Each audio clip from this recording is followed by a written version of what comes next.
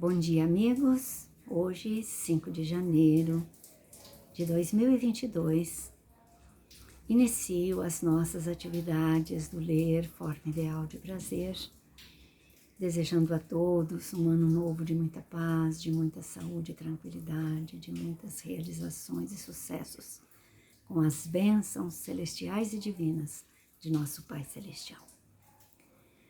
Peço licença para hoje falar alguma coisa sobre a minha trajetória literária, mesmo porque isso aí faz parte da minha existência desde quando eu me conheci por gente, por pessoa, muito criança ainda.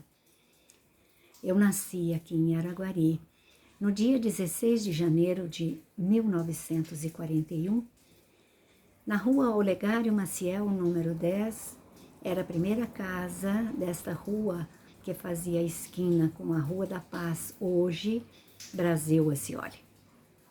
Esta casa nos abrigou durante toda a nossa existência, porque quando papai e mamãe se mudaram para lá, a casa que papai construiu até com as próprias mãos, porque antes de ser engenheiro, ele havia sido servente de pedreiro, trabalho rústico, mas com muita dedicação, e depois tornou-se pedreiro, e pedreiro de fino acabamento, depois ele foi crescendo na profissão, depois mestre de obras, até que se formou em engenharia civil e arquitetura. Então ele construiu aquela casa para nós e se mudaram para lá em janeiro de 1940. Em janeiro de 1941 eu cheguei.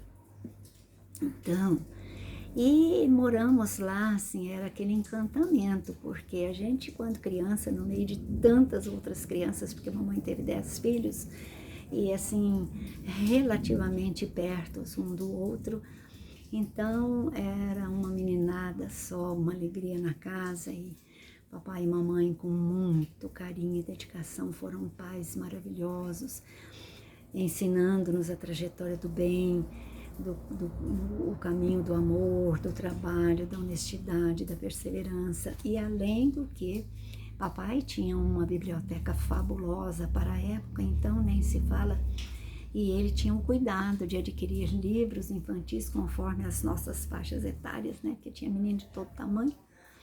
Então, eu me interessei muito cedo por tudo, por aprender as coisas, por querer saber isso e aquilo, e vivia perguntando, e era uma coisa assim de, vamos dizer, para a minha idade, era uma coisa meio fora do comum, porque eu não ficava quieta. Eu queria saber e queria logo, queria aprender as letras, queria aprender. Felizmente, uma das minhas irmãs brincava de escolinha conosco todas as noites. Eram os irmãos menores e os primos mais de perto que frequentavam essa escolinha. Então, ela nos ensinava as primeiras letras, nos ensinava toda com dedicação os números, os primeiros números. Então, quando eu fui para a escola primária com quase 6 anos de idade, naquele tempo não tinha idade limitada, e eu já conhecia muitas letras maiúsculas, minúsculas, e já queria logo juntar as letras para formar palavras, e já queria ler livros e assim por diante. Com 9 anos de idade, eu falava, eu ainda vou escrever um livro na minha vida. E nessa época até arrisquei umas frases, mas vejam bem, o que era uma criança de 9 anos de idade que não tinha nenhum curso primário ainda, estava fazendo o curso primário. Terminei o curso primário com 9 anos de idade, já tinha o meu diplominha de 4º ano.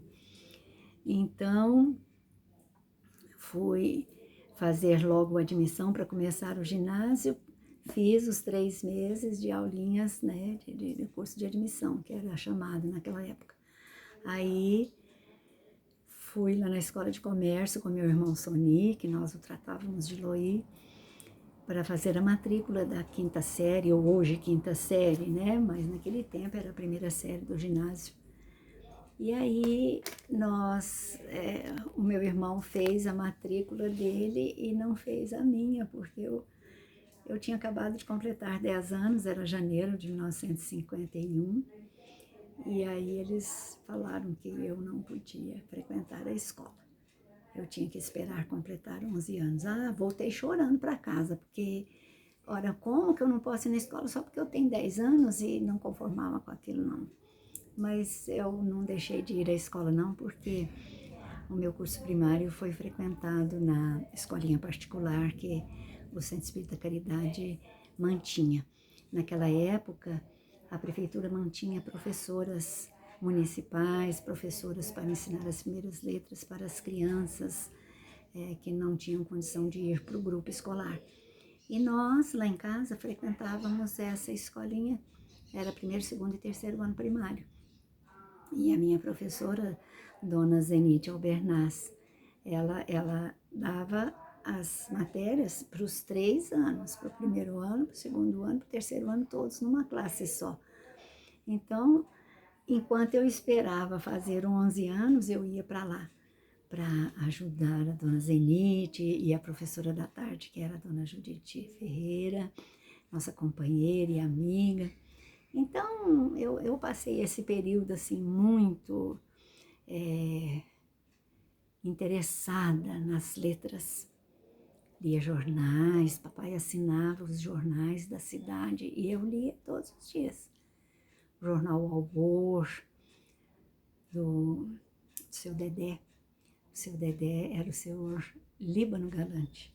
Hoje tem uma rua aqui no bairro Industrial que se chama Jornalista Líbano Galante. O jornal Albor era dele.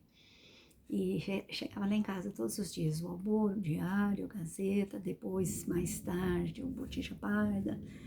E aí, eu lia os jornais, eu lia revistas. Papai assinava também o Cruzeiro, a revista O Cruzeiro, depois Manchete. E eu manuseava aquilo tudo. Quanto a livros, eu ia na biblioteca do papai. Ele tinha a coleção completa do Monteiro Lobato.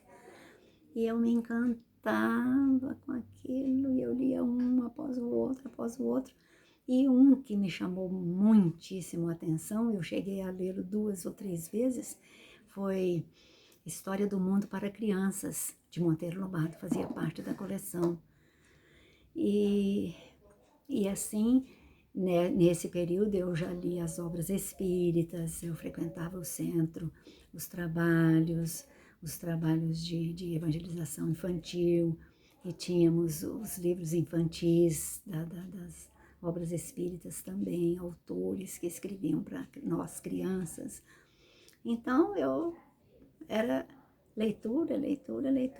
Mas eu gostava demais de trabalhos manuais também. Com 4 anos de idade eu quis aprender a fazer tricô. E a mamãe, não, minha filha, você é muito pequenininha, espera mais um pouco. Eu comecei a chorar, eu quero agulha, eu quero lã, eu queria, porque eu via minhas irmãs mais velhas fazendo, eu queria fazer também. E não é que a nossa vizinha, nossa amiga do coração, hoje ela mora em Belo Horizonte, ela se chamava Ana Luísa Espoto, filha do senhor Orlando Espoto e da dona Mariinha Espoto. Então, ela era nossa vizinha de muro, assim. E ela ia lá para casa constantemente, amiga das minhas irmãs mais velhas, e ficavam tricotando. E eu não saía de perto, queria aprender. E essa amiga, nós colocamos o apelido nela de Tanita,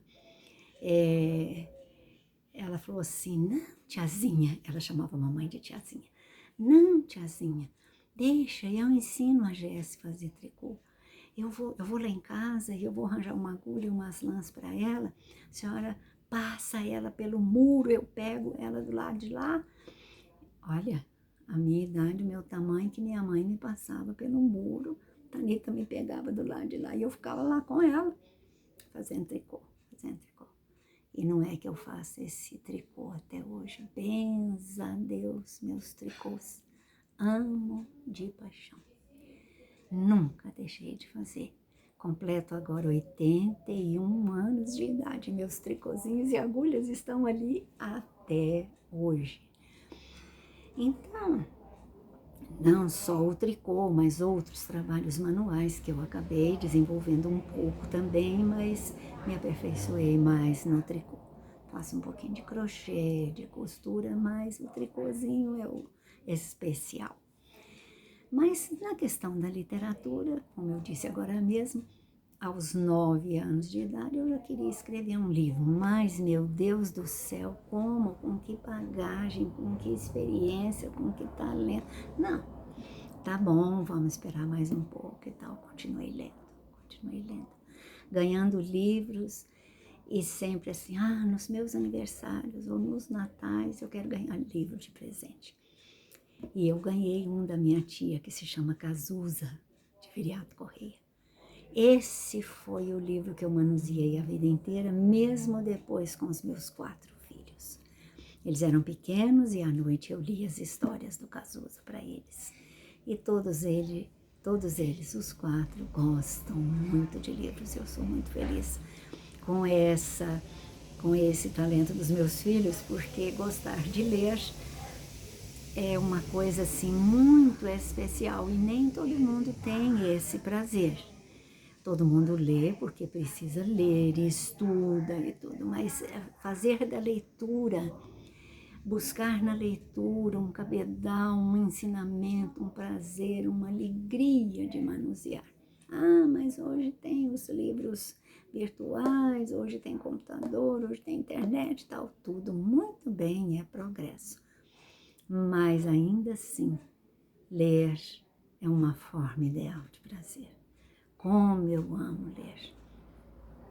Agora, nesta idade, já estou assim com um pouquinho de dificuldade de leitura por causa da vista, mas não tem importância, tem os óculos aí que ajudam, os médicos, os tratamentos, o que a gente não pode é deixar de ler e, consequentemente, de escrever. Este também foi um dos meus desejos, né, de escrever poesia principalmente. Porque desde muito cedo eu escutava falar no Abdala Mamere. Quem é Abdala Mamere? Aí vinha alguma poesia dele publicada nos jornais. Aí eu lia, ficava encantada com as rimas. Como é que acha a palavra para rimar com a outra? E aquilo me despertava um desejo enorme de fazer poesia.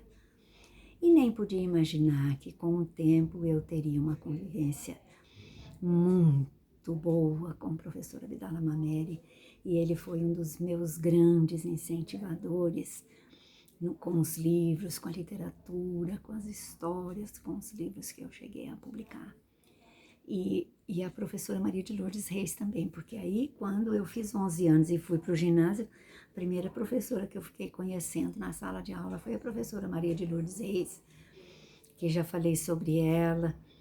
Ela completou 100 anos, a sua data de nascimento foi agora em 2021, 5 de agosto. Fizemos uma homenagem para ela e jamais a gente esquece aquela pessoa que tanto nos amou, nos incentivou, nos ensinou trabalhos e coisas maravilhosas sobre a vida, dando exemplos até de fé, de coragem, de perseverança nas lutas. Então a minha vida foi assim, plena de buscas. Eu busquei muito livros, literatura. Jovenzinha ainda, eu já tinha lido vários autores estrangeiros, como Victor Hugo, Leon Tolstói. Nossa, mas o que é isso? Essas obras são obras eternas, são obras que vão perdurar para sempre. Victor Hugo francês, Leon Tolstói russo. E as origens não importam, o que importa é o que eles deixaram. Os autores portugueses, Camões, Camilo Castelo Branco, com o seu amor de perdição e amor de salvação, Guerra Junqueiro, o outro autor que escreveu sobre o Alto da Barca do Inferno. Que coisa maravilhosa! Bom, Eu já estou falando demais, já tem um tempinho, nosso horário já está vencendo. Eu quero agradecer a atenção de todos, mas ainda tem alguns detalhes que eu gostaria de dizer, vou deixar para a semana que vem.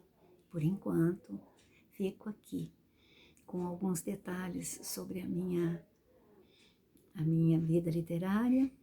E na próxima semana eu vou falar sobre os livros, as ideias que eu tive e as publicações que eu já fiz até o presente momento, desde a primeira em 1977, que serão comentadas na próxima semana. Muito obrigada a todos vocês e até lá. Grande abraço.